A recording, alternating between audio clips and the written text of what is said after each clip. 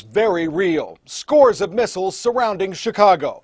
And what most people never knew or simply don't remember is that those weren't just missiles, they were nuclear missiles. Fire! It was a very different time, the height of tensions between the United States and the Soviet Union.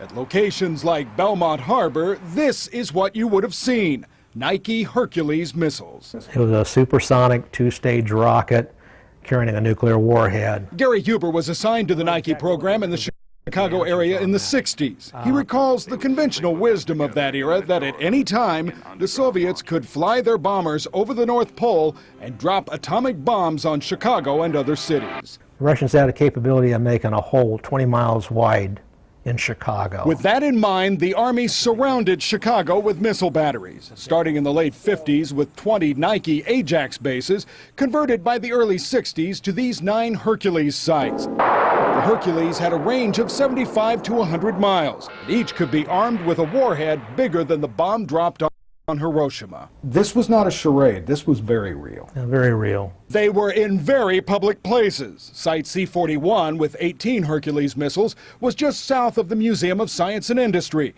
the big domes of its radar control base just to the north of the museum on Promontory Point. A site at Montrose Beach on Lakeshore Drive was the first site in the United States to receive the Nike Hercules missile. Researcher Christopher Bright says when they were developed, the missiles were certainly no secret. It became, in some places, a badge of civic honor to be worthy to have your city or your metropolitan area defended by this up-to-date, modern system.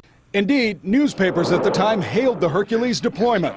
The missile's maker, Douglas Aircraft, took out ads, promising that the missile's speed and range would allow it to intercept and destroy enemy bombers with its atomic warhead.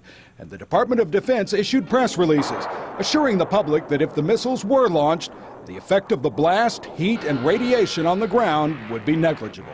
The missiles would rise up out of these doors into launch position, and they were usually pointed due north, because that was the direction from which it was always assumed the Russian bombers would come. My duty station was in this building right here. Bill Ellis was assigned to Chicago Site C-46 in Munster, Indiana.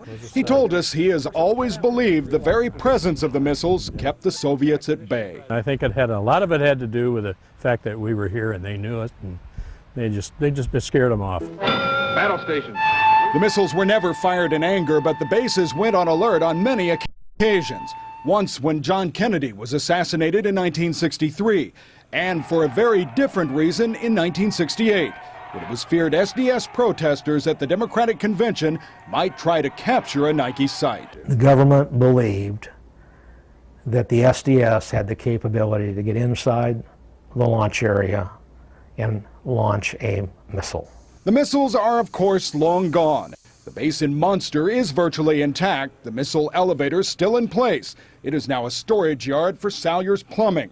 This one, still bearing its regimental insignia, its warhead building still standing, is the Blast Camp Paintball Park. The missiles are gone, but the memories of the Cold War live on. It's kind of scary to think that we did have the capability to detonate a nuclear device over the city. I believe that if they were called upon, they would have taken the bombers down. The Nike Hercules was rendered virtually obsolete when the Soviet threat shifted from bombers to intercontinental ballistic missiles. The last Hercules was removed from Chicago in 1974. Warner and Marion.